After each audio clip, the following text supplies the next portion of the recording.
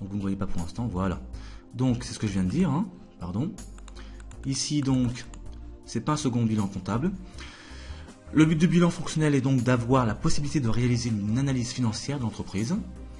Il reprend les éléments du bilan comptable, mais ceux-ci sont réorganisés dans des grandes masses et s'établit à partir du bilan comptable.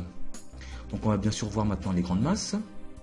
Donc dans le bilan fonctionnel, on ne parle plus d'actifs et de passifs, mais plutôt d'emploi à la place d'actifs et de ressources pour le côté passif. Donc on va voir tout de suite d'abord dans un premier temps les ressources. Il faut savoir qu'on distingue les ressources stables et les ressources circulantes. Dans les ressources stables, on a les capitaux propres, d'accord. On a les dettes à long terme, ou les dettes financières si vous préférez. On a les provisions pour risques et charges, donc c'est un poste comptable. On a également le total de la colonne amortissement et provisions de l'actif du bilan. En effet, si on n'a pas cette colonne-là, on ne pourra jamais avoir l'égalité emploi égale ressources, c'est-à-dire actif égale passif si vous préférez. Donc je récapitule. Dans les ressources stables, on aura donc le capital, on aura, pardon, les capitaux propres, excusez-moi, on aura les dettes à long terme, on aura également tout ce qui est donc, alors je vous indique ça maintenant, tout ce qui est provision pour risques et charges, d'accord, et également le total de la colonne amortissement et provision de l'actif du bilan. Donc, maintenant qu'on a vu les ressources stables, on peut parler maintenant des ressources circulantes. Alors, les ressources circulantes, on peut les distinguer en ressources circulantes d'exploitation et hors exploitation. Alors, le distinguo se fait en fait au niveau de l'énoncé. Il y a des éléments qu'on vous dira, qu'on donnera par défaut d'exploitation, c'est-à-dire liés à l'activité de l'entreprise, donc au courant, au quotidien, d'accord.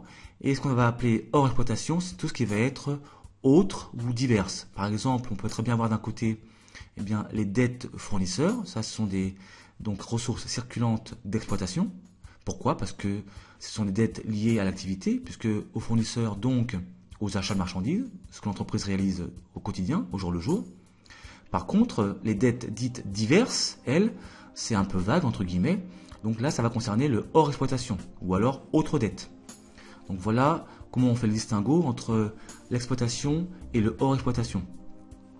Alors, dans les ressources circulantes d'exploitation, donc je viens de donner un exemple, il y a les dettes fournisseurs, d'accord, donc les dettes contractées lors d'un achat de marchandises, d'accord, les dettes fiscales et sociales, donc tout ce qui est TVA, URSSAF, sécurité sociale, et ce qu'on appelle les autres dettes, le poste autres dettes.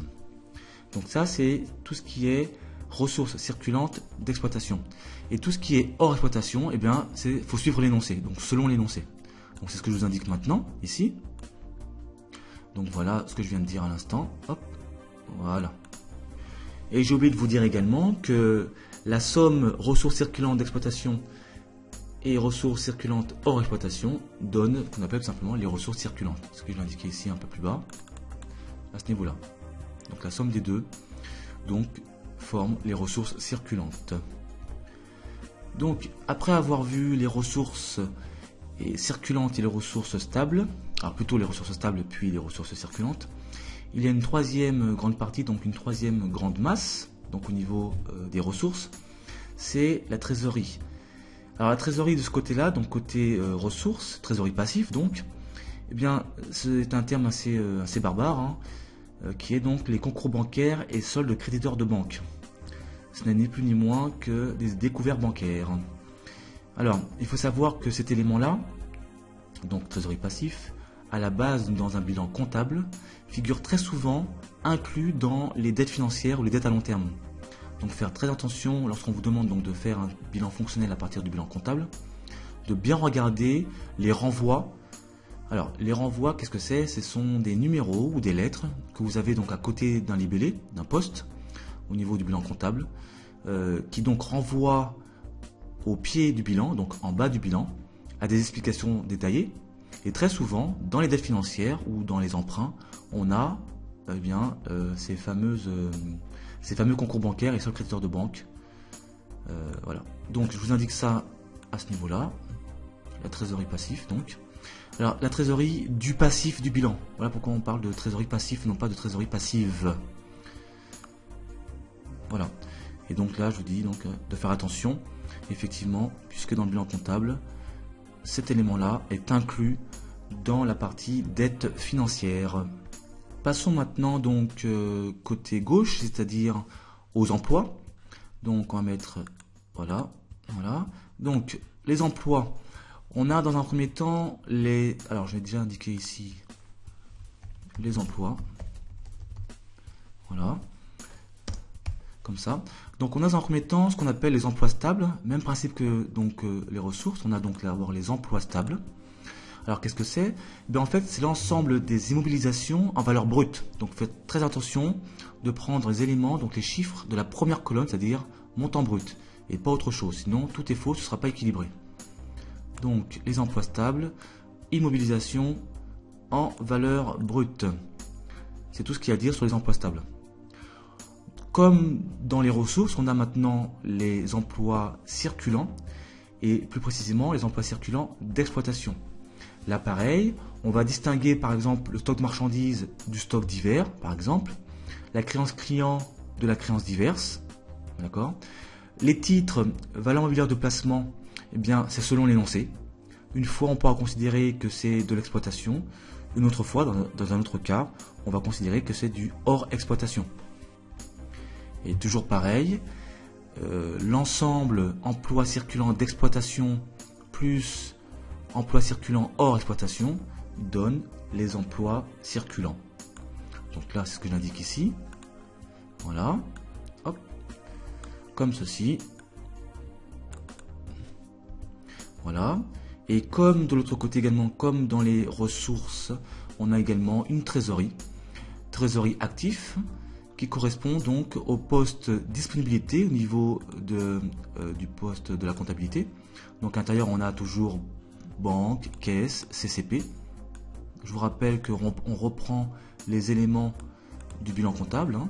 Donc dans le bilan comptable on a le poste disponibilité et à l'intérieur on a donc banque, caisse, CCP. Donc voilà pour le descriptif. Alors à quoi ressemble un bilan fonctionnel? Donc on va indiquer déjà structure donc du bilan fonctionnel et on va donner donc un exemple du bilan fonctionnel que voici. Donc on va fusionner, voilà. Bien, donc voilà à quoi ressemble un bilan fonctionnel, beaucoup moins détaillé qu'un bilan comptable. On va droit au but, hein. On a différentes rubriques qu'on vient de voir à l'instant: emploi stable, emploi circulant exploitation, hors exploitation, la trésorerie, ressources stables, circulante exploitation, hors exploitation, et passif, trésorerie passif. D'accord? Voilà, c'est beaucoup moins détaillé effectivement que le bilan comptable. Ce qui nous amène maintenant à l'analyse du bilan fonctionnel, puisque le but est justement l'analyse financière. Alors, grâce au bilan fonctionnel, donc on peut appréhender donc la situation financière de l'entreprise. Il suffit pour cela de connaître et d'appliquer les grands équilibres. Donc en fait, ce sont des formules qu'il faut connaître. On a entre autres donc le fonds de roulement net global, qui va reprendre les ressources stables auxquelles on va retrancher les emplois stables. En fait, les grands équilibres reprennent les éléments que l'on a ici dans le bilan fonctionnel. Par exemple, donc le FRNG, on vient de le dire, c'est ressources stables moins emplois stables. Ensuite, on va avoir le BFR d'exploitation qui va prendre les emplois circulants d'exploitation moins les ressources circulantes d'exploitation. Pareil pour le BFR hors exploitation, ça va être la partie hors exploitation moins la partie ressources ici. Et on va également parler de trésorerie nette, qui va être la différence entre la trésorerie actif et la trésorerie passif, mais également le FRNG moins le BFR. Et grâce à ces équilibres-là, d'accord, on va pouvoir analyser la situation de l'entreprise. On va pouvoir interpréter les résultats. Donc, on va déjà indiquer ce qu'on vient de dire à l'instant, c'est-à-dire tout ce qui est ici analyse du bilan fonctionnel, c'est-à-dire avec les grands équilibres. Voilà, comme ça, dans ce qu'on vient de dire, hein, les différentes égalités. Fonds de roulement, ressources moins emploi stable. BFR, partie d'exploitation moins partie hors exploitation. D'accord. D'ailleurs, là, emploi circulant d'exploitation, ressources circulantes d'exploitation, tout à fait. Et le BFR HE, c'est la partie hors exploitation. Et l'ensemble des deux, je ne l'ai pas dit tout à l'heure, donc BFRE plus BFR HE, bien sûr, vous donne le BFR global, total. Au niveau de la trésorerie, on a deux formules. Le fonds de roulement moins le BFR, ou alors trésorerie actif moins trésorerie passif. Alors bien entendu, le plus intéressant, c'est l'interprétation, ce qu'on va voir maintenant, puisque là, ce ne sont que des chiffres de calcul. Donc, l'interprétation des résultats. Alors, pour le FRNG, dans un premier temps, le fonds de roulement net global, s'il est positif, cela veut dire que l'entreprise finance correctement ses investissements, ou alors, si vous préférez, les immobilisations. D'accord? Puisque cela veut dire que la partie stable, au niveau des ressources, est supérieure aux emplois stables. Donc, tout va bien. D'accord? À l'inverse, si on avait eu un FRNG négatif, cela veut dire que l'entreprise doit puiser dans ses ressources à court terme, donc circulantes, pour financer les immobilisations, ce qui est anormal, ce qui est carrément impossible. Puisqu'on ne va pas comparer un montant de dette sur fournisseur, donc dette de marchandises, pour des machines par exemple, pour financer des machines. Donc voilà pourquoi il est préférable que le FRNG soit positif. Voilà pour le FRNG. Concernant maintenant le BFR, le besoin en fonds de roulement. Alors là c'est un peu l'inverse, entre guillemets. Il est préférable qu'il soit négatif. Alors pourquoi? Déjà, s'il est positif, cela veut dire que les emplois sont supérieurs aux ressources. Bien. Si les emplois sont supérieurs aux ressources, ça veut dire que par exemple, soit les stocks, soit les créances sont supérieurs aux dettes. À court terme bien sûr, parce qu'on est descendu, on est au court terme. Donc ça veut dire que si les créances et ou les stocks sont supérieurs aux dettes, cela sous-entend que les créances clients, eh bien, comment dirais-je, sont peu souvent honorées. C'est-à-dire qu'on a un montant de créances important, ça veut dire que l'entreprise n'arrive pas à recouvrir les créances qui sont à l'extérieur. Pareil pour les stocks. Si le stock donc est important, cela veut dire que l'entreprise a du mal à écouler ses stocks, à vendre ses stocks. Donc il y a un problème de gestion de stock. De l'autre côté, si les dettes donc sont faibles, les dettes fournisseurs sont faibles, ça veut dire que l'entreprise règle régulièrement ses dettes. Donc ça veut dire concrètement que l'entreprise, globalement, elle règle ses dettes avant d'encaisser ses créances clients. Ça veut dire concrètement qu'elle sort de l'argent avant d'en récupérer, ce qui n'est pas bien.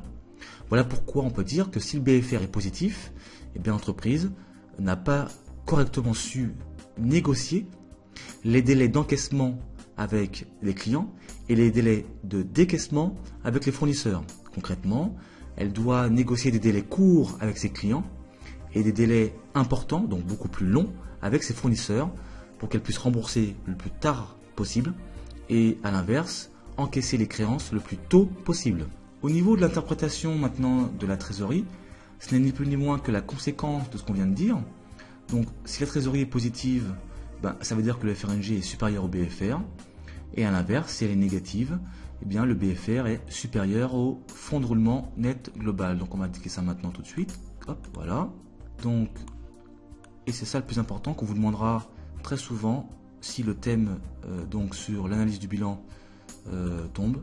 Vous aurez donc à indiquer ces différents éléments en fonction, bien entendu, eh bien, de vos résultats ici au niveau des grands équilibres. Donc, interprétation des résultats. Pour terminer ce rappel de cours sur l'analyse du bilan, on va maintenant parler de quelques ratios, car on vous demandera également de calculer quelques ratios.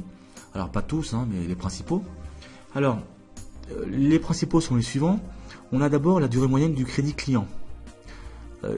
Concrètement, qu'est-ce que c'est? Eh bien, c'est le rapport de créance client divisé par le chiffre d'affaires TTC annuel, l'ensemble multiplié par 360. Pourquoi? Parce qu'en fait, le résultat donne un nombre de jours. Donc par exemple, si on trouve 15 jours, ça veut dire que l'entreprise laisse 15 jours en moyenne, attention ce n'est qu'une moyenne, en moyenne donc à ses clients avant leur règlement. D'accord?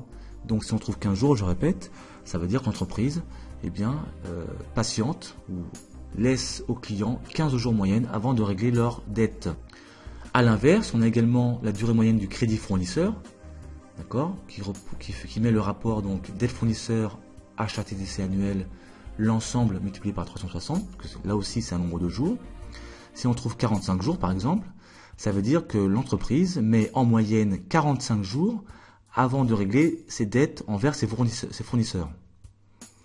Bien entendu, le lien entre les deux, c'est que la durée moyenne du crédit client est préférable qu'elle soit la plus courte possible, et la durée moyenne du crédit fournisseur la plus longue possible. Ça voudrait dire qu'on encaisse avant de décaisser, ce qui est toujours préférable. On a également un autre ratio qui est la durée moyenne de stockage, donc qui met en relation le stock moyen et le coût d'achat des marchandises vendues, l'ensemble multiplié par 360, toujours pareil, pour avoir un nombre de jours. Si on trouve par exemple 13, donc 13 jours, cela veut dire que l'entreprise, en moyenne, laisse 13 jours ses marchandises avant qu'elles ne soient vendues. C'est-à-dire que, quand je dis laisse, j'exagère, mais c'est-à-dire que les marchandises restent en stock 13 jours en moyenne avant d'être écoulées, avant d'être vendues. Là, encore une fois, il est préférable que ce ratio soit le plus faible possible, puisqu'il mesure donc la durée d'écoulement des stocks. Donc on va déjà indiquer ces différents éléments-là. Voilà.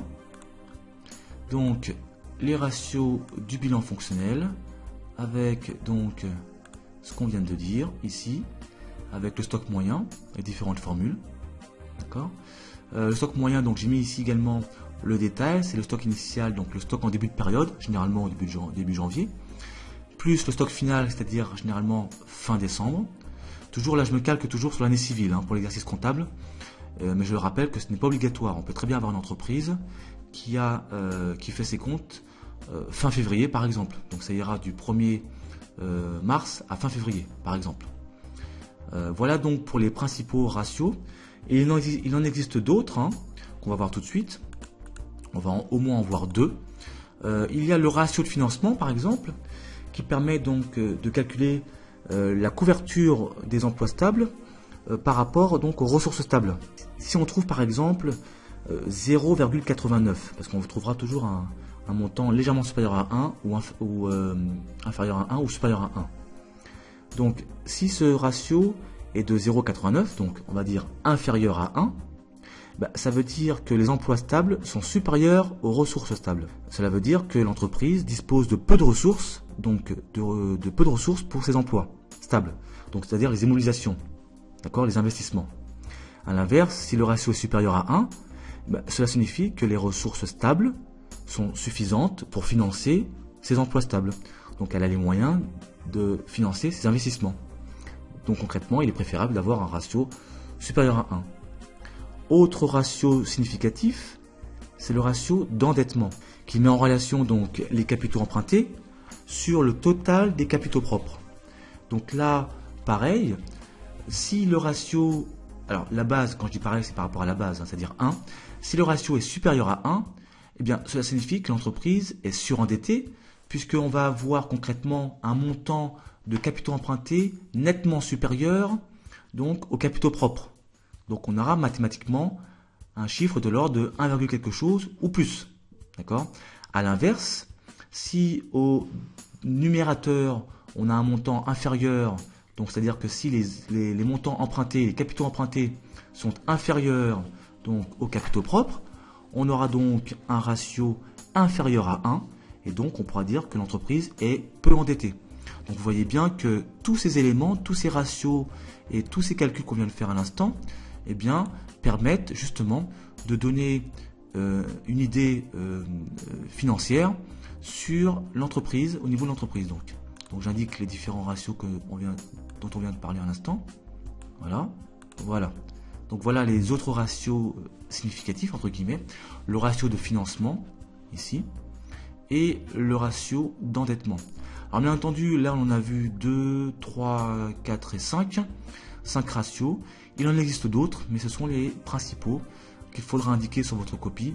Si on vous demande, par exemple, calculer les principaux ratios du bilan fonctionnel.